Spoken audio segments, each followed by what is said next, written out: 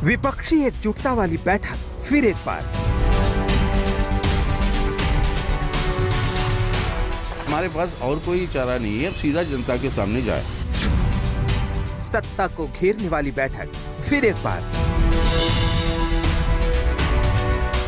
इधर कई प्रयास तेज हुए हैं, एक ममता जी के नेतृत्व में, और अब सोनिया जी प्रयास करें। सत्ता के सपनों वाली बैठक फिर एक बार।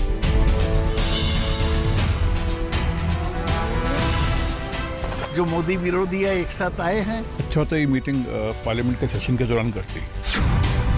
2024 की उम्मीदों वाली बैठक फिर एक बार। जो लड़ना चाहता है एक दुश्मन के खिलाफ, इसके खिलाफ इकट्ठा होना चाहिए।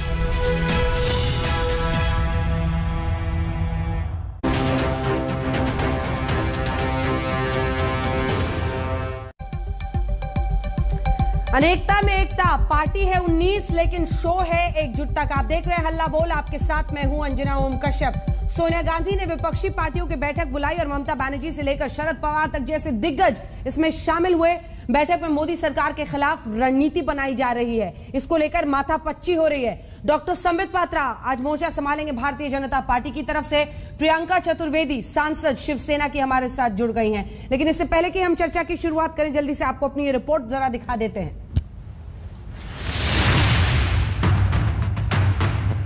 भारत की सियासत में विपक्षी एकता का ग्रैंड प्रदर्शन हो रहा है। सोनिया गांधी ने तमाम बड़े विपक्षी नेताओं के साथ सरकार के खिलाफ हल्ला बोला है। वर्चुअल बैठक में सरकार के खिलाफ साझा प्रस्ताव लाया गया है। 15 दलों को आमंत्रण गया कांग्रेस अध्यक्षा सोनिया गांधी का, जिनमें शामिल हैं पश्चिम बंगाल की मुख्यमंत्री ममता बनर्जी, तमिलनाडु के मुख्यमंत्री एमके स्टालिन, महाराष्ट्र के मुख्यमंत्री उद्धव ठाकरे, एनसीपी अध्यक्ष शरद पवार।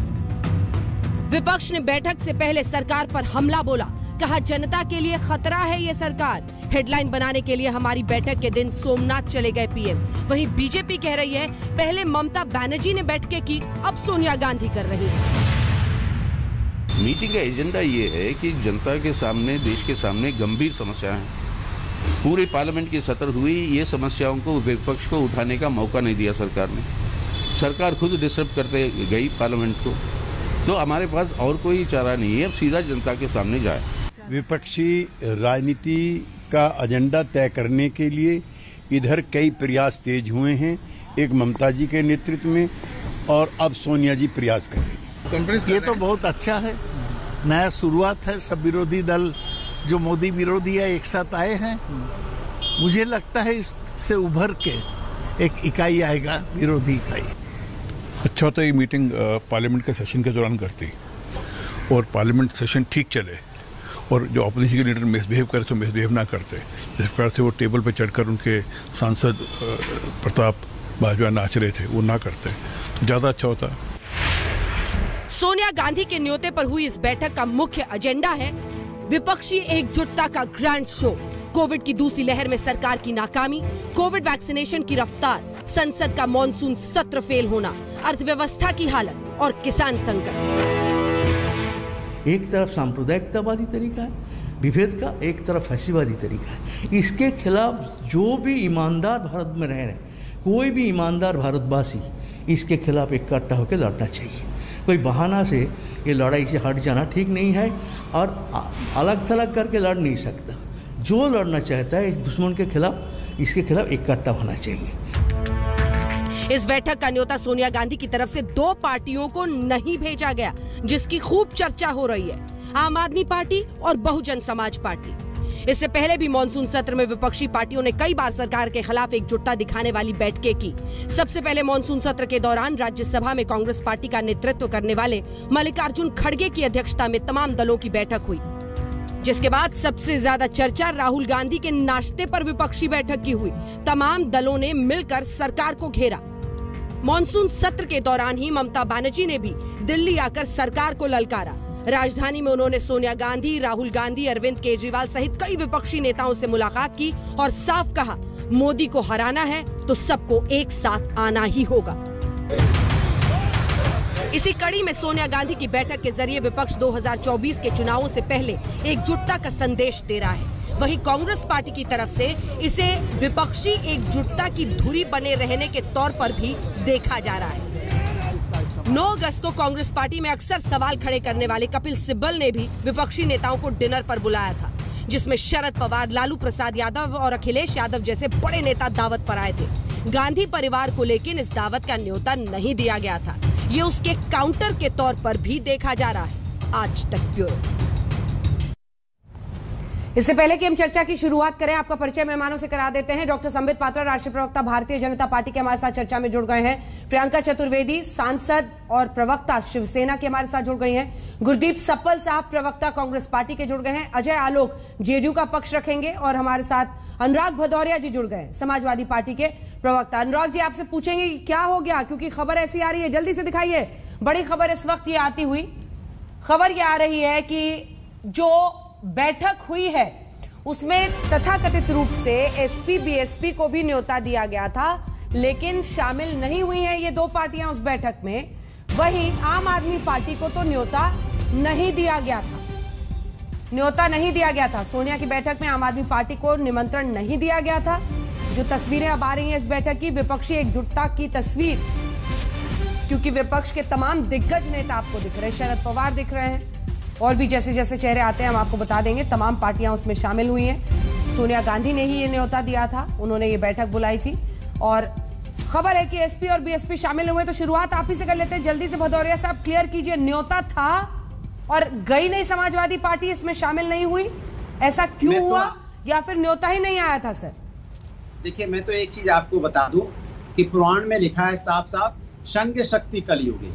ये जब राष्ट्र के ऊपर विपदा आती है तो पूरा विपक्ष एक होता है। भारतीय जनता पार्टी से डरती क्यों है? ये विपक्ष एकता की बात नहीं है, ये राष्ट्र एकता की बात है। और जहां तक आप समाजवादी की बात कर रहे हैं, विपक्ष एक साथ है। अभी आप जब सेशन चल रहा था आपने देखा समाजवादी भी साथ था। हमारे आपसी मतभेद हो सकते हैं, सोनिया जी ने आज बुलाया था कि नहीं? मतभेद नहीं है। मेरी बात सोनिया जी ने आज बुलाया था कि नहीं? बिल्कुल समाजवादी को न्योता था। समाजवादी लोग अभी इस समय चूंकि ट्रेजेडी हुई है सैफई में, क्योंकि हमारे प्रभु साहब की उनकी बहन का देहांत हो गया था, तो सब लोग वहां पे, इसलिए ये बातें करना कि ये नहीं आए, और आप ऐसे ही मुस्कुरा रहे हैं संबित पात्रा जी। नहीं, संबित पात्रा जी के साथ दिक्कत है कि उनको एक खतरा इस बात का हमेशा रहता है कि उनकी सरकार जाने वाली है। पात्रा बोल लें जरा। डॉक्टर पात्रा, विपक्षी एकजुटता, तमाम पार्टियां एक साथ आ रही हैं और ये एक बार दो बार नहीं हुआ है, ये लगातार कई बार से हो रहा है। क्या संकेत साफ नहीं है कि पूरा विपक्ष अब कॉम्बैट मूड में है आपकी सरकार की नीतियों के खिलाफ? अंजना जी, आप बुरा मत मानिएगा, आप देश की एक मूर्धन्य एंकर हैं, मगर मैं इस शो के बाद ह्यूमन राइट कमीशन में जा रहा हूं कंप्लेंट करने के लिए। ये रोज शाम होते ही आप लोग शुरू हो जाती है। अब देखिए सारी पॉलिटिकल पार्टीज नाश्ता करने के लिए राहुल गांधी के घर में पहुंच, अब पोहा खा रहे हैं, अब श्राद्ध खा रहे हैं, अब बाहर निकलकर बरगद के पेड़ के नीचे 24 पॉलिटिकल पार्टी चाय पी रही हैं। अब दोपहर का समय हो गया, अब शरद पवार जी के घर में जाके लंच करेंगी, अब शाम को ये डिनर करेंगी। हम क्या करेंगे? हम क्या करेंगे उसे अंजना जी? ये लंच करेंगे, चाय पिएंगे, बरगद के पेड़ के नीचे बैठकर बतियाएंगे। ये अंजना जी पहले इनको जरा साइड करिए, पहले इनको इनके घर में आज के घर में अच्छी खबर नहीं है। ये क्या इनको जरा आज घर में अनहोनी हुई है, मृत्यु हो गई है घर में, ये क्या हंस रहे हैं? इनको साइड करिए। नहीं, आपकी बात साइड करिए, आपको शर्म नहीं आ रही? बातें कर रहे हो, घर में आपके बुजुर्ग चले गए हैं, आप क्या हंस रहे हैं? मैं आपसे जवाब ले लूंगी अनुराग जी, प्लीज। पहले इनको साइड करिए। घर में बोल रहे हैं पार्टी के बड़े नेता चले गए हैं और फिर भी ये हंस रहे हैं। अनुराग जी, प्लीज बैठा हूं, पहले आप इनको मेरे शो में प्लीज एक साथ मत बोलिए। और मैं आप पर अगर उन्होंने एक भी टिप्पणी की है मैं आपसे जरूर जवाब लूंगी। प्लीज वेट कीजिए। संबित जी बात पूरी कीजिए, विषय पर आइए। हाँ, विषय पर हूं अंजना जी, 1 महीने से आधे समय डिबेट क्या हुआ है?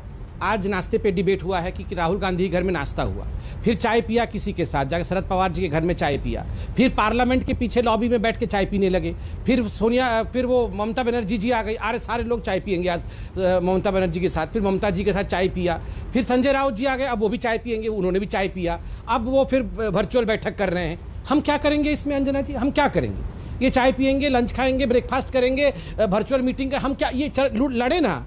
ये 5 राज्य में चुनाव है, अभी डीएमके को दे 10 सीट दे, डीएमके भी आज चुनाव में है ना, वो बैठक में है ना, तो डीएमके को दे 10 सीट उत्तर प्रदेश में, दे जाके मणिपुर में ये टीएमसी को 5 सीट, कांग्रेस नहीं लड़े, हमें क्या लेना देना है? राहुल गांधी को अनाउंस कर दे कि ये पीएम कैंडिडेट होंगे 2024 में।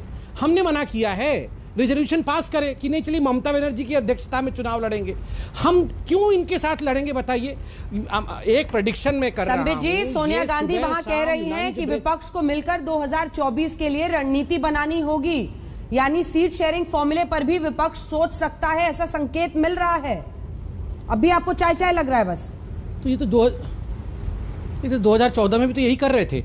अंजना जी, मैंने क्यों कहा ह्यूमन राइट कमीशन में जाऊंगा? आप याद करिए, ये 2018 में आपने सब डिबेट किया था। अब सारी बहनें एक साथ हाथ पकड़कर खड़ी हो गई है बेंगलोर में। देखो, ममता जी का हाथ थाम लिया है सोनिया जी ने, मायावती जी का भी हाथ थाम लिया है सोनिया जी ने। अब तीनों मिलकर के मोदी जी को पस्त कर देंगे। क्या होगा देखिएगा। क्या हुआ? नहीं, एक सेकंड, ठीक नहीं ना, एक सेकंड जरा मैं कंप्लीट कर लूं। उसके बाद 2019 से पहले ये सारे लोग कलकत्ता में भी इकट्ठे हुए थे ना, कम्युनिस्ट पार्टी ये वो सारे लोग इकट्ठे हो गए थे, फिर हाथ पकड़ के खड़े हो गए थे। फिर क्या हुआ? हमने मना किया था सीट शेयरिंग करने के लिए। मोदी जी ने इनको फोन करके कहा था नहीं प्लीज सीट शेयरिंग मत करना, बहुत गड़बड़ हो जाएगी। हमने कहा था अरे प्लीज आज करिए, 24 में क्यों करिएगा? शाम को 6 बजे राहुल गांधी को प्रधानमंत्री का कैंडिडेट अनाउंस करके उसके बाद सीट शेयरिंग घोषणा कर दीजिए। ठीक है प्रियंका चतुर्वेदी, एक्चुअली क्या है ना, ये वर्चुअल मीटिंग ही करते रहेंगे, ग्राउंड में उतरेंगे नहीं। प्रियंका जी, सवाल ये है कि इस विपक्षी एकजुटता का क्या मतलब? अगर 2024 के लिए एक स्ट्रैटेजी बने, सीट शेयरिंग पर कुछ बात हो, नेतृत्व कौन करेगा ये तय हो, तब तो मतलब बनेगा। ओके, सबसे पहले मैं संबित जी की बात बहुत ध्यान से सुन रही थी। मेरे भाई को बड़ी दिक्कत हो रही थी कि टीवी चैनल्स आजकल दिखाते हैं ब्रेकफास्ट कहाँ हो रहा है विपक्ष का, चाय कहाँ पी जा रही है, डिनर कहाँ हो रहा है, लंचेस कहाँ हो रहे हैं। भाई साहब, यही टेलीविजन मीडिया है जो मोर के साथ जब प्रधानमंत्री समय बिताते हैं वो भी दिखाती है। वो ये भी दिखाती है किस तरीके से उनसे पूछा जाता है प्रधानमंत्री मोदी जी से कि कौन सी वैरायटी का आम वो खाना पसंद करते हैं। तो बार बार मीडिया पे ये सवाल खड़े करने की बजाय आपको कहीं ना कहीं आत्मचिंतन करना पड़ेगा। अगर 19 विपक्षी पार्टियां एक साथ एकजुट होकर एक मंच पे आ रही हैं, करीब करीब देश की 60% आबादी को वो रिप्रेजेंट करती हैं, इस तरीके से उनको डिसमिस करना शायद आपको शोभा देता होगा, पर देश की जनता देख रही है। देश की जनता ये भी देख रही है कि जो अहम देश के मुद्दे हैं, अर्थव्यवस्था को लेकर हो, बेरोजगारी को लेकर हो, कोविड मिसमैनेजमेंट को लेकर हो, वैक्सीन शॉर्टेज को लेकर हो, बढ़ती महंगाई पे हो, उससे केंद्र सरकार भाग रही। कुछ ही दिनों पहले हमारी वित्त मंत्री ने बहुत बड़ी बड़ी बातें कही थी ऑयल बॉन्ड्स को लेकर। जनता ने ही सामने आकर उनका सच को उजागर किया है। आप ही की राइट विंग मैगजीन्स जो हैं वो खुद ही उनका कह रही हैं कि कितनी गलत बात कह रही हैं, जनता पे महंगाई की मार पड़ी हुई है और ये सिर्फ वाभी वामिल लुटे हुए हैं, बिजी हैं। विपक्ष आएगा, चाय भी पिएगा, डिनर भी खाएगा, लंच भी करेगा और जनता के सवाल आप लोगों के समक्ष भी रखेगा। और रही बात 2024 की, अंजना जी आपने एक बहुत महत्वपूर्ण सवाल पूछा। 2024 आते आते समय है, नेतृत्व भी निर्णय होगा, नेतृत्व के बगैर भी चुनाव जीते गए हैं, देश का इतिहास गवाह है। साथ ही साथ मैं बस एक लास्ट चीज कहूंगी, ये 2024 तो छोड़िए, ये हमारे लिए एक बहुत इंपॉर्टेंट, हम सबको एक साथ एकजुट होकर संविधान की रक्षा करने के लिए और प्रजातंत्र की रक्षा करने के लिए एकजुट एक मंच पे आने की बहुत आवश्यकता है। और यही मैसेज पूरा मॉनसून सेशन ने दिखाया और यही मैसेज आज इस मीटिंग के माध्यम से हुआ है, जहां पे विपक्ष को एकजुट होकर केंद्र सरकार से सवाल पूछने पड़ेंगे, जो हम कर रहे हैं। केंद्र सरकार की जवाबदेही बनती है कि जवाब दें। ठीक है संबित जी, एक छोटा सा जवाब दे दीजिए, फिर मैं सफल साहब के पास जाऊंगा। हाँ, छोटा सा जवाब दूंगा। देखिए, पहली बात तो मैं कहना चाहूँगा, अभी प्रियंका जी ने बहुत अच्छी बातें कही कि हमको एकजुट होना पड़ेगा, मिलकर लड़ना पड़ेगा। मैं तो बोल रहा हूँ आज मौका भी है, प्रियंका जी ही घोषणा कर दे कि क्या महाराष्ट्र में कांग्रेस पार्टी, शरद पवार जी की पार्टी और शिवसेना ये कितनी सीट लेके लड़ेंगी अगली बार, या ये इनकी जो म्यूनसिपैलिटी की इलेक्शन होगी ये कितनी सीट बांट करके आपस में लड़ेंगी। पहले इसकी क्लैरिटी तो खुद ही दे सकती हैं वो उपनेता है शिवसेना की, ये दे दे। दूसरी बात है, इन्होंने कहा कि महंगाई पे डिस्कशन होना चाहिए, कोविड पे डिस्कशन होना चाहिए, कहाँ होने दिया पार्लियामेंट में। ये वर्चुअल मीटिंग तो आप इतना करके डिस्कशन कर रहे हैं, रियल जब पार्लियामेंट चल रहा था तब तो हुआ नहीं। फिर इन्होंने कहा प्रजातंत्र की रक्षा करने हम सब एक आए हैं। अंजना जी, ये प्रजातंत्र की रक्षा करने नहीं, अपने अपने बच्चों की रक्षा करने आए हैं कि कैसे हम सब मिला के हमार दुईगो बबुआ को बचाएंगे, तेज प्रताप को। और अभी अब दो भाइयों में लड़ाई हो रही है, अभी मैंने आज तक में देखा है, तेज प्रताप और दूसरों का नाम क्या है, तेजस्वी, दोनों के बीच में लड़ाई हो गई है। दुईगो बबुआ को बचाना है, यहाँ समाजवादी पार्टी में एक तो बबुआ को बचाना है, वहाँ शिवसेना में भी बचाना है। ये आपको लगता है प्रजातंत्र बचाने आए हैं? हाँ अंजना जी, मैं इसीलिए कह रहा हूँ, इसके बाद में जाके ह्यूमन राइट कमीशन में कंप्लेंट करूंगा। ये हम लोगों के ऊपर अत्याचार हो रहा है, प्रजातंत्र बचाना है, सब अपने अपने परिवार को बचाने निकले हैं। ठीक है, एक बार सप्पल साहब को अब दिखाइए। इस पर मैं बाद में प्रियंका जी आपसे कमेंट लूंगी। सप्पल साहब, मुझे भी जवाब देना होगा। ठीक है, दे लीजिए। उन्होंने डायरेक्ट अटैक किया है, दे लीजिए, जरूर देना है। देख लीजिए। जी अंजना जी, जी एक सेकंड, प्रियंका जी जवाब देना चाह रही हैं। देखिए, मैं तो बस यहाँ पे एक ही चीज कहना चाहूंगी, गुरदीप जी 2 मिनट बस। मैं यहाँ पर, इन्होंने शिवसेना को लेकर कटाक्ष किया है, शिवसेना के बारे में परिवारवाद की बात की है, तो देश भी जानता है, भलीभांति समझ रहा है कि एक बबुआ कौन है जिसके लिए पूरी भारतीय जनता पार्टी लगी पड़ी है। तो आप इस बारे में बात ही कम करें तो सबके लिए अच्छा है। और रही बात कि कौन म्युनिसिपल कॉर्पोरेशन में लड़ेगा, कौन किसके साथ लड़ेगा, आप मुझसे बात कर रहे हैं, आप पहले आप खुद बता दीजिए कि भारतीय जनता पार्टी किस तरीके से आने वाले चुनाव लड़ने वाली है, कि आपको इतना अधिकार है कि आप यहाँ पे बैठकर निर्णय ले लेंगे कि कितने डिसीजंस, कितनी सीट्स लड़ी जाएंगी, किसका अलायंस बनेगा, नहीं बनेगा।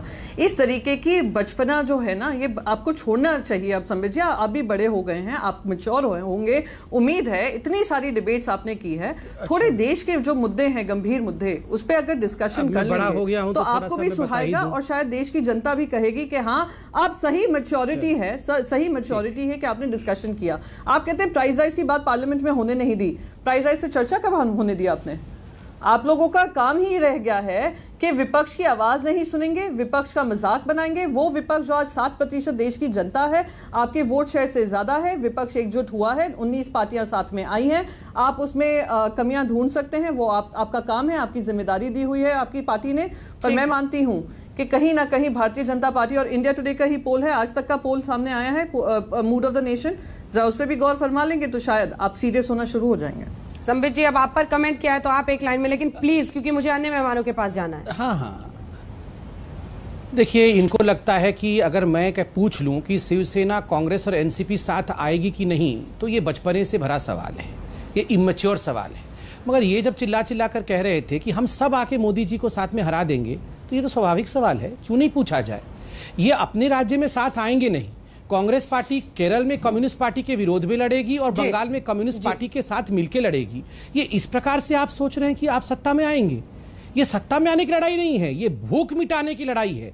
सत्ता की भूख, इतने वर्षों तक ये जो बाहर रहे हैं, पैसा खाने को मिल नहीं रहा है, करप्शन करने को मिल नहीं रहा है, तो सब इकट्ठे हुए हैं, चलो रे सब मिल करके पैसा खाएंगे। यही मैच्योरिटी है, यही हकीकत है। जी संबित जी जवाब लेते हैं। सप्पल साहब, आपके पास आते हुए, इस बैठक के, सोनिया गांधी ने जो ये बैठक बुलाई है, ऐसे देखा जा रहा है कि कांग्रेस इस विपक्षी एकजुटता की धुरी के सेंटर में एक तरह से रहना चाहती है। और दूसरा, कपिल सिब्बल साहब ने अभी जो आपके सवाल उठाने वाले नेता में से एक हैं, कपिल सिब्बल की जो डिनर पार्टी थी, उसके काउंटर में ये बैठक बुलाई गई है। दोनों पर आपका जवाब सप्पल साहब। और विपक्षी एकजुटता के जरिए कहां तक आप ले जाएंगे पूरी लड़ाई को 2024 के लिए, ये भी जोड़ दे रही हूं जी। ये जो विपक्षी एकता आपको दिख रही है, ये आज शुरू नहीं हुई है। पिछला पूरा सदन, पूरा सेशन जो पार्लियामेंट का हुआ था, हर रोज मीटिंग हुई, हर रोज ये 19 पार्टियां, कभी 17, कभी 18, कभी 19 पार्टियां रोज एकजुट होके हुई। और क्यों हुई, इंपॉर्टेंट ये नहीं है कि आज इकट्ठा हुई, इंपॉर्टेंट ये है कि क्यों हुई। क्योंकि बीजेपी का जो शासनकाल है, पूरा देश इस समय चैन खो चुका है अपना। आपके अपने चैनल की रिपोर्ट है कि पिछले 1-1.5 साल के अंदर 1/3 लोग मिडिल क्लास से निकलकर गरीब हो गए हैं। 9.25 करोड़ मिडिल क्लास था, आप ही के इंडिया टुडे ने बताया था 6 करोड़ रह गए हैं। 23 करोड़ लोग गरीब हो गए हैं, लोगों की नौकरियां नहीं है और लोगों के घर में झांक रहे हैं। अभी संबित जी ने बोला कि संसद में कर लेते, पूरा सेशन में संसद में बात होती रही, पेगासस पे आप कुछ बोलिए, खत्म हो गया। सुप्रीम कोर्ट में जाके बोला, मुंह खोला कि हम जो कमेटी बना देते हैं। सप्पल साहब, एक काउंटर क्वेश्चन है सर आपसे, आप अपनी बात पूरी कीजिएगा। देखिए, अगर हम उत्तर प्रदेश को देखें, उत्तर प्रदेश को, सबसे बड़े राज्य, वहां पर अगर एसपी और बीएसपी ही नहीं आते हैं ऐसी महत्वपूर्ण बैठक में, जिसको खुद सोनिया गांधी ने बुलाया है, कोई भी वजह हो, कोई दूसरा नेता, रामगोपाल यादव, कोई भी ज्वाइन कर सकता था, किसी का नहीं आना, फिर ये एकजुटता कैसी? मैं फिर से याद दिलाऊंगा, संसद के अंदर 5 मीटिंग ऐसी हुई जिसमें खुद राहुल गांधी थे और उसमें समाजवादी पार्टी मौजूद थी। कुल मिलाकर 19 मीटिंग्स हुई, उसमें समाजवादी पार्टी मौजूद थी। आज किसी वजह से, जो कि भी भदौरिया साहब ने बताया, वो नहीं हुए, तो ये क्वेश्चन नहीं है क्वेश्चन ये है कि 9 मुख्यमंत्री थे, देश के 60% जनता का प्रतिनिधित्व करने वाली पार्टियां थी। संबित जी ने मजाक उड़ा दिया कोalition उसका। संबित जी बताएं, और अभी प्रियंका जी से पूछ लिया, बताइए कितने आपके लोकल बॉडी में चुनाव लड़ेंगे। मैं संबित जी से पूछता हूं, उनके AGSU के साथ कितने लोग लड़ेंगे? उनके AINRC पार्टी है, उसके साथ उनका गठबंधन है, उनका IPFT के साथ गठबंधन है, UPPL के साथ गठबंधन है, VIP के साथ गठबंधन है। इन पार्टियों के साथ, छोटी छोटी पार्टियों के साथ खुद तो 40 के साथ खड़े हैं। लेकिन जो पार्टियां जिसके 9 मुख्यमंत्री हैं, जो सत्ता चला रहे हैं देश के अंदर अलग अलग राज्यों में, वो अगर इकट्ठे आती हैं तो उसका वो उनको मजाक उड़ाना सोचता है। सवाल ये है, वो ये सोचें कि उन्होंने देश की हालत ये क्यों कर दी है। बीजेपी को ये सोचना है, संबित जी इसमें दिमाग ना लगाएं कि हम इकट्ठे हो रहे हैं। संबित जी इसमें दिमाग लगाएं कि जो 23 करोड़ लोग गरीब हो गए इस देश के अंदर, उनका क्या होगा। जो 1 साल से किसान बैठा हुआ है, उसकी आप परवाह नहीं कर रहे हैं, आप उसका ध्यान लगाइए ना। आपने जो पूरे जगह जासूसी कर दी, आपको लोगों ने चुना, वोट देके चुना है। ठीक है, जवाब लोगों की आप जीवन अच्छा करें। संबित जी थोड़ा सा रुक जाइए, एक साथ सबका जवाब। हम इकट्ठे हैं, हम इकट्ठे हैं। अजय आलोक जी, मैं संबित जी आपसे जवाब लूंगी, आप बहुत देर से हाथ उठा रहे हैं। अजय आलोक जी, दबाव तो एक सरकार पर बनता है ना लगातार, चाहे मॉनसून सत्र है, ये एकजुटता अब एक पैटर्न बन रहा है, एकजुटता लगा। अब भदौरिया साहब, कुछ लिखा हुआ टेक्स्ट वेक्स्ट आ गया आपके चेहरे के सामने, देखिए उसको ठीक कीजिए। हाँ गया। अजय आलोक जी, एक दबाव तो सरकार पर बनाने में विपक्ष कामयाब हो रहा है, क्योंकि आखिर लोकतंत्र में विपक्ष का एकजुट होना और एक दबाव सरकार पर बनाना एक संदेश है अपने आप में।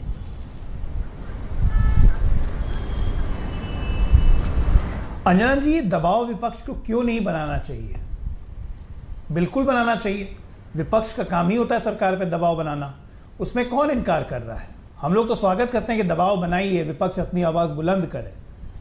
आज अच्छा लगा इस बात को देख के कि अहंकार कम हो रहा है और ताड़ का पेड़ भी झुक रहा है। एक शेर याद आ रहा है, चमन में इखलियाते रंगो बू से बात बनती है, हम ही हम हैं तो क्या हम हैं, तुम ही तुम हो तो क्या तुम हो। तो चलिए इसी तर्ज पे कांग्रेस पार्टी अब इकट्ठा हो रही है तो होने दीजिए ना, ये तो अच्छी बात है, ये तो उनको खुश होने की बात है।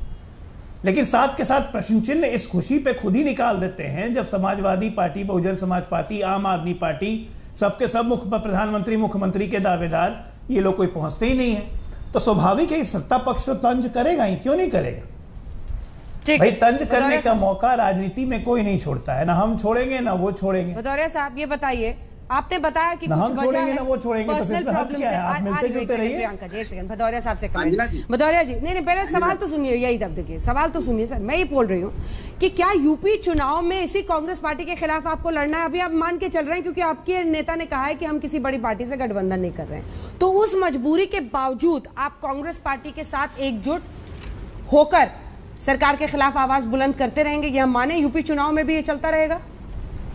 देखिए अंजना जी, एक चीज आप मान के चलिए, संबित जी की तरह हम लोग नहीं है, हम राष्ट्र की बात कर रहे हैं। राष्ट्र में हमारे पार्टियों के साथ मतभेद हो सकते हैं और है मतभेद, लेकिन मनभेद नहीं है, क्योंकि जब राष्ट्र और संविधान बचाने की जरूरत होती है तो हिंदुस्तान में हर व्यक्ति एक साथ आता है। अगर आपको याद हो, जब यहाँ पे इमरजेंसी हुई थी उस समय इसी लाल किले पे वाजपेयी जी के साथ बुखारी जी खड़े थे हाथ पकड़ के, क्योंकि राष्ट्र बचाने की जरूरत थी। आपको याद होगा इसी पार्लियामेंट के अंदर में कई बार बूटा सिंह बोल चुके हैं, उन्होंने बोला था स्वर्गीय बूटा सिंह जी ने कि हमारी बेटी की विदाई तब तक नहीं होती जब तक अटल बिहारी वाजपेयी जी नहीं आ जाते। क्योंकि ये हमारे हिंदुस्तान में हमारे आपस के मतभेद हो सकते हैं, लेकिन जब राष्ट्र पे कोई बात आती है तो हिंदुस्तान पूरा एक साथ खड़ा होता है। आज पूरा हिंदुस्तान एक साथ खड़ा है क्योंकि भारतीय जनता पार्टी के आतंक से परेशान है। जिस तरह से पूरे देश के अंदर अर्थव्यवस्था टूट चुकी है, जिस तरह से यहाँ झूठ और जुमले फैलाए जा रहे हैं, यहाँ बेरोजगारी और महंगाई से लोग आत्महत्या कर रहे हैं, कोविड काल में किस तरह से लोगों की जाने गई, सबने देखा है। ऑक्सीजन के लिए एक सिलेंडर पाने के लिए लोग तड़प तड़प के मर गए, परिवार का परिवार उजड़ गया, जिसके बारे में बात नहीं कर पाएंगे। किसान लगातार धरने पे बैठा है,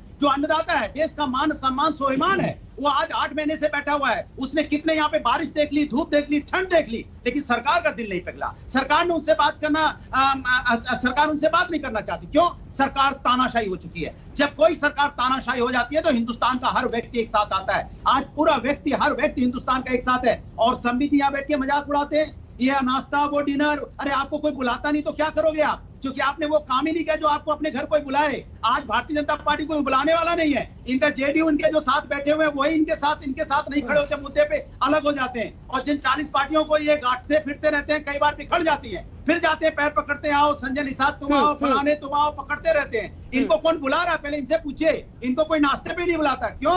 क्योंकि हिंदुस्तान की बात करते नहीं है, हिंदुस्तान की तोड़ने की बात करते हैं। ये हालत है। ये हाल है कि आपके सारे बिछड़े में मरे जा रहे हैं कि कोई नाश्ते पे बुला क्यों रहा है? हिंदुस्तान की संस्कृति और संस्कार है। प्रियंका जी भी हाथ उठा रही है। एक ब्रेक के लिए मुझे रुकना पड़ रहा है सर, एक ब्रेक के लिए रुकना पड़ रहा है, सभी हाथ उठा रहे हैं। एक छोटे से ब्रेक के बाद हम फौरन लौट रहे हैं, आप सभी बोलिएगा। एक छोटे से ब्रेक के बाद हम लौट रहे हैं, लेकिन विपक्षी एकजुटता की तस्वीर क्या 2024 तक जाएगी? क्या सीट शेयरिंग तक, यानी बीजेपी के खिलाफ विपक्ष की तरफ से एक ही उम्मीदवार उतरे, इस पर भी विपक्ष सोच सकता है। फौरन लौट रहे हैं, आप देखते रहिए। सोनिया गांधी ने तमाम विपक्षी पार्टियों को न्योता दिया और उनकी बैठक, वर्चुअल बैठक के जरिए एक बड़ा संदेश विपक्षी एकजुटता का लगातार विपक्ष दे रहा है। क्या इसके संकेत, क्या 2024 तक सीट शेयरिंग यानी बीजेपी के खिलाफ विपक्ष की एक ही पार्टी इनमें से उतरेगी? ऐसा कुछ संभव है मोदी वर्सेस ऑल की इस जंग में? लेकिन चर्चा को आगे लिए चलें। डॉक्टर संबित पात्रा, वो कह रहे हैं कि आपको तो कोई नाश्ते पर भी नहीं बुला रहा है। जो आपके इक्के दुक्के साथी थे, देखिए ना एक बार, शिवसेना भी जो प्रियंका जी की पार्टी थी, उसने भी साथ छोड़ दिया। तो आपके नाश्ते, आपको तो कोई नाश्ते पे भी नहीं बुला रहा। अंजना जी, शुक्र है राहुल गांधी नाश्ते पे नहीं बुला रहे हैं। जिन जिन लोगों ने राहुल गांधी का नाश्ता स्वीकार किया है, उनका क्या हुआ है, उसका सबसे बड़ा उदाहरण तो भदौरिया जी बैठे ही हुए हैं। नाश्ता कराया राहुल गांधी ने, फिर साइकिल पे बैठा लिया अखिलेश जी ने, फिर क्या हुआ? साइकिल का क्या हुआ? आज इसीलिए गए नहीं। आप याद करिए, आज बहन मायावती भी नहीं आई इनके बैठक में बीएसपी से। क्यों नहीं आए? क्योंकि नाश्ता पहले से किया हुआ था। नाश्ता करने के बाद फिर क्या हुआ, आप बताइए बीएसपी का? फिर बुआ बबुआ बने थे। बुआ बबुआ बनने के बाद चुनाव नतीजा क्या हुआ? फिर एक प्रेस कॉन्फ्रेंस हुआ था, बुआ ने कहा फायदा मुझे हुआ नहीं, मैं तुम्हारी बुआ नहीं। ये सब देखा है हमने। अब ये सब नाश्ता कर रहे हैं, धीरे धीरे नाश्ता करने के बाद समझ जाएंगे कि राहुल गांधी के साथ नाश्ता करने से क्या होता है। देखिए, एक गणित में है कि 0 × 1000 = 0। ये जो कांग्रेस पार्टी सोच रही है कि कुछ नहीं के साथ ये गुणा करेंगे सब कुछ का, तो कुछ नहीं सब कुछ बन जाएगा, ऐसा नहीं होगा। जो सब कुछ है वो भी कुछ नहीं बनने वाला है। इसलिए इन सब लोगों को सावधान रहने की आवश्यकता है, और जो बुद्धिमान है वो सब जानते हैं, इसलिए नहीं गए हैं। आज वर्चुअल मीटिंग में समाजवादी पार्टी और बीएसपी गई नहीं। प्रियंका जी, वो कह रहे हैं नाश्ता करने से साथ रास्ता बंद हो जाता है। नाश्ता हमने किया, पेट में दर्द इनके हुआ। इतना सिंपल। बार बार इनका ध्यान नाश्ते में लगा पड़ा हुआ है, चाय में लगा हुआ है, मिठाई में लगा हुआ है। कभी आम के बारे में बात कर लीजिए, आम की चर्चा कर लीजिए प्रधानमंत्री मोदी जी की तरह। पर चलिए, मैं इसमें खाने पे नहीं जाना चाहूँगी। मैं अजय आलोक जी अभी बात कर रहे थे, मैं उनको ध्यान दिलाना चाहूँगी, क्योंकि संबित पात्रा जी ने भी ये सवाल पूछा कि आप एक साथ लड़ेंगे, अलग अलग लड़ेंगे, क्या आपके चुनावी स्ट्रैटेजी होगी?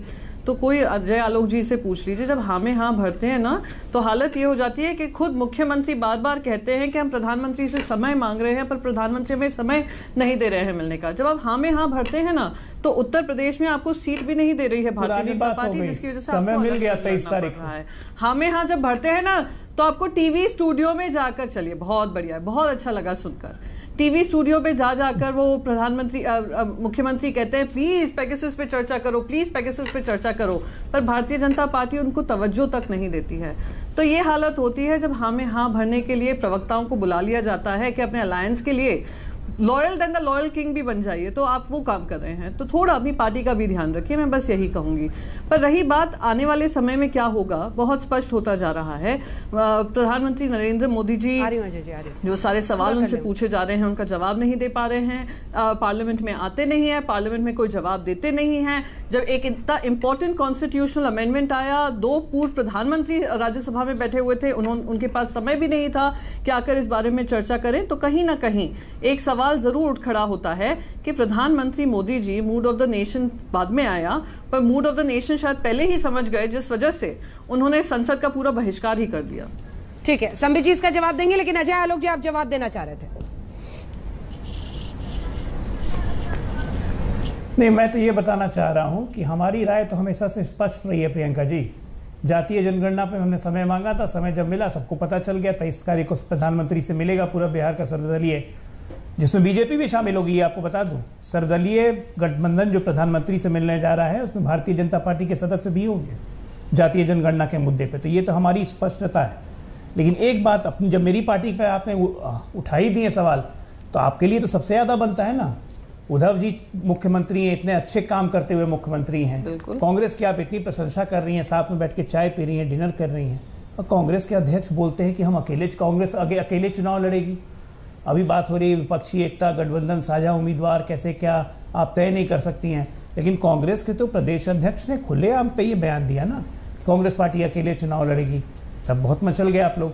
ये भी सच्चाई है, मिल के तो साथ में लड़े थे भारतीय जनता पार्टी के विधानसभा भी, सीटें कम भी आई थी, लेकिन सत्ता के लिए आप भी अलग हो गए, इसमें कौन सी सच्चाई नहीं है? एक बार ये तो खुला खेल है ना। अरे आप तो ये ना बोलिए नीतीश कुमार जी ने महागठबंधन के बाद नीतीश कुमार जी साथ मिल के लड़े थे, हम तो कम से कम अलग लड़े, हम तो अलग लड़े, 2020 में साथ में लड़े।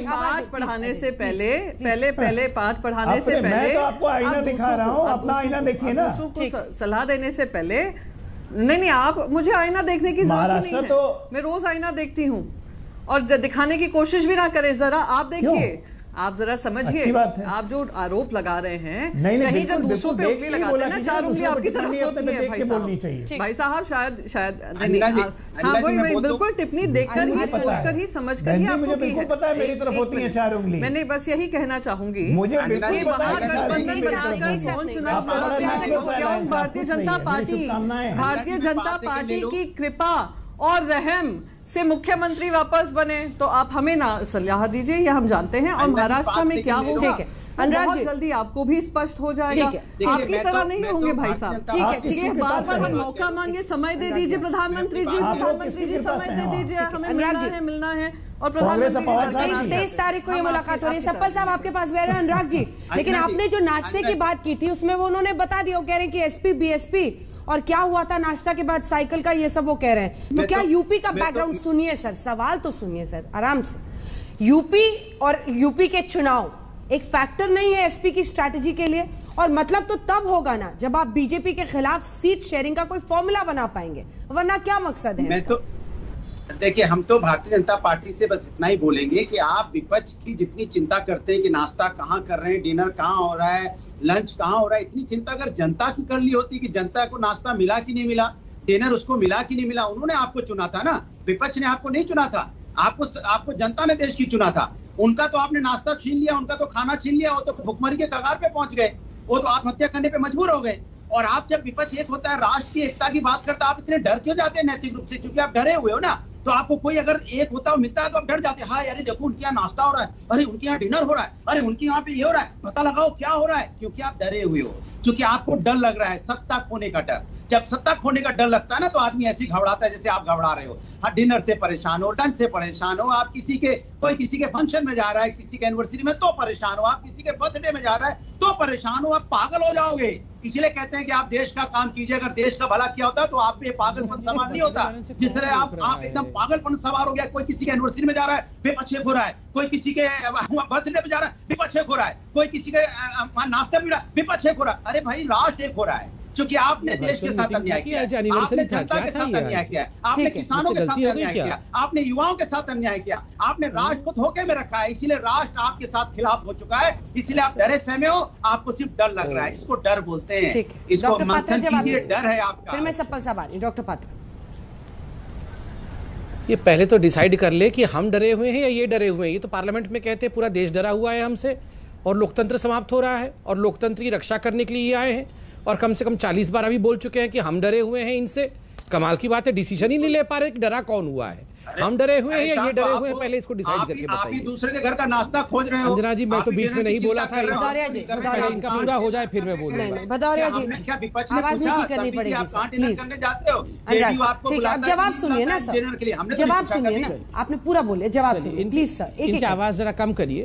डॉक्टर पात्र, अंजना जी, हो सकता है मुझसे गलती हो गई हो। अभी भदौरिया जी ने कहा कि ये, अंजना जी अभी इन्होंने कहा कि एनिवर्सरी थी और बर्थडे था, मुझे लगा वर्चुअल मीटिंग हो रहा है।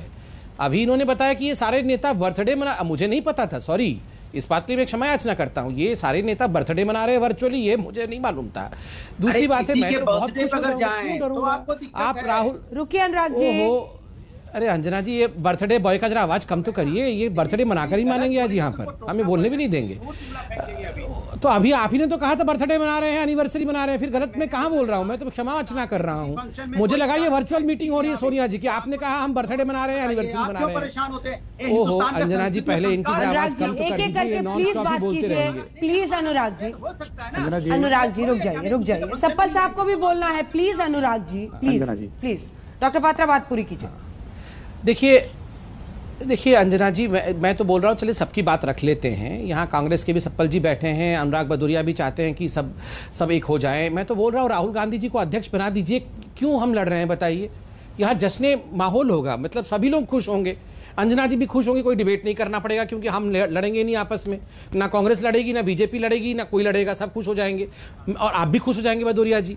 मैं सप्पल जी को पूछ लीजिए, वो भी खुश हो जाएंगे। मैं बोल रहा हूँ टंटा खत्म करो, अभी राहुल गांधी जी को अध्यक्ष घोषित करो। सब, प्रियंका चतुर्वेदी खुश, संबित पात्रा खुश, भदौरिया जी खुश, सप्पल जी खुश, अंजना जी खुश, जश्न माहौल। उसके बाद सब घर जाएंगे आराम से, लड़ाई झगड़ा बंद। अभी घोषित करो अपना अध्यक्ष घोषित होगा, सारा टीका लगा हमारे सर पे। ये दिक्कत क्या है? ये अपने बारे में नहीं सोच रहे हैं, दूसरों की चिंता कर रहे हैं। क्यों है? राहुल गांधी घोषणा कर दो ना, डिक्लेयर कर दो। हमने बोला राष्ट्र की समस्या है, अभी राष्ट्र के साथ समस्या खड़ी है, संविधान खतरे में है, लोकतंत्र खतरे में, सारा राष्ट्र की समस्या है। राहुल जी नहीं बन रहे अध्यक्ष। मनभेद नहीं है, मतभेद है। अंजना जी, ये दिक्कत है। बड़ी देर से मैं वेट कर रहा था कि नंबर आए। बोलिए आ गया सर, नंबर आ गया। मैंने संबित जी को बार बार सुना, उनको बहुत चिंता हो रही है डिनर की, ब्रेकफास्ट की। वो भूल जाते हैं कि वो चुनाव जीत चुके हैं, जीत कर बैठे हैं सरकार में। चिंता नहीं हो रही है। उनको चिंता होनी चाहिए थी संबित जी कि पिछले 1 महीने के अंदर 32 लाख लोगों की जॉब चली गई है। और चाइना जिसके आपने 100 ऐप कैंसिल किए थे ना, पिछले 1 साल में 62% उसके साथ आपका ट्रेड बढ़ गया है। आपको सरकार में रखे इन चीजों की चिंता कीजिए, ब्रेकफास्ट को हम निपट लेंगे। और डर क्या होता है? मैं आपसे केवल एक सवाल पूछता हूं, अगर आप जवाब टीवी पे दे दें तो मैं मानूंगा कि आप डरते नहीं हैं। आज आपके पूर्व राष्ट्रीय अध्यक्ष और बहुत सम्मानित मंत्री गडकरी जी ने बोला कि वाजपेयी जी और नेहरू जी देश के सबसे भारत के लोकतंत्र के आदर्श प्रधानमंत्री थे। आप कीजिए समर्थन, कीजिए इसका। अगर आप डरते नहीं है, अपने गडकरी साहब का है तो निंदा कीजिए, समर्थन कीजिए।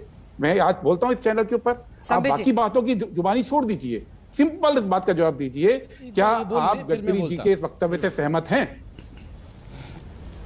सीधा सवाल है उनका, सप्पल साहब। मैं सबका जवाब देता हूं। हाँ, मैं उसका भी जवाब दूंगा, मैं सबका जवाब देता हूं। पहले इसका दीजिए, बाकी छोड़ दीजिए। बाकी आप बहुत घुमाते हैं। नहीं, मैं आपके तीनों प्रश्न का जवाब दूंगा, कहीं नहीं जाऊंगा। 100% जवाब दूंगा। नेहरू जी पे जवाब दूंगा। मैं तो, मेरा फेवरेट टॉपिक है। अच्छी बात बोली। गांधी परिवार मेरा फेवरेट टॉपिक है मेरे भाई सप्पल जी, मैं जरूर बोलूंगा। सप्पल जी 2 सेकंड चलिए, मैं पहले ही बोलता हूँ। सप्पल जी, आप तो सिख धर्म को मानते हैं, हम सब तो सिख धर्म को बहुत ज्यादा सम्मान करते हैं।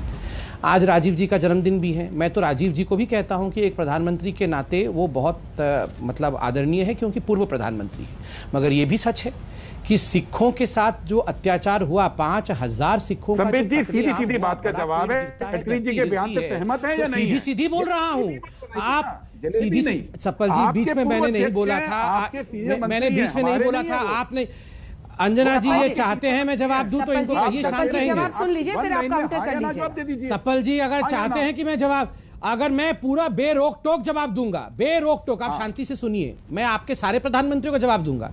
नेहरू जी के लिए सुन लीजिए कान खोल के सप्पल जी, नेहरू जी नहीं होते तो ये कश्मीर की सारी प्रॉब्लम नहीं होती। नेहरू जी ना होते तो ये चाइना का इतना बड़ा भाग जो हिंदुस्तान का दे दिया है ना, अरे नेहरू ने वो काम किया है, नेहरू ने वो काम किया है, ये देश का विभाजन नेहरू ने किया है, याद रखिए। सुनो नेहरू जी की बात, आप कान खोल के नेहरू जी की बात सुनो। अंजना जी ये नेहरू जी के बारे में सुनना चाहते थे, मैं नेहरू जी की पर्दाफाश कर रहा हूं, ये सुनना चाहते थे। मैं नेहरू, आप नेहरू जी के बारे में सुनिए, आप सुनिए नेहरू जी के बारे में, वो आदर्श थे या नहीं थे, सुनिए मेरी बात। आप चलिए नेहरू जी पर किसी दिन अलग से बैठ के डिबेट कर लेंगे, ताकि तसल्ली से आप सब उन पर बोल लें, क्योंकि सबका फेवरेट विषय लगता है। सवाल आज के हालात पर है और उसी पर आप बहस देख रहे थे। एक ब्रेक के लिए हम रुक रहे हैं। आप सभी का धन्यवाद। देखते रहिए आज तक। विपक्षी एकजुटता, अनेकता में एकता, यही तलाशने की कोशिश है। लेकिन क्या मोदी वर्सेस ऑल की इस जंग में कोई बड़ा रणनीतिक फैसला भी विपक्ष ले सकता है? आज तक